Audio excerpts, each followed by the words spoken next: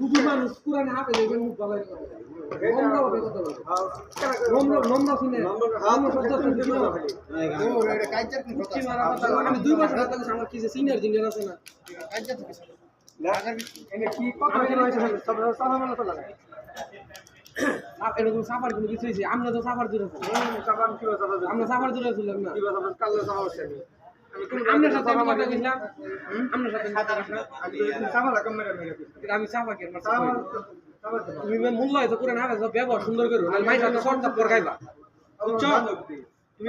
আজ আমার সাথে কথা একদিন গেলে শর্ট পর বসে মারো আমি মারবো না আমি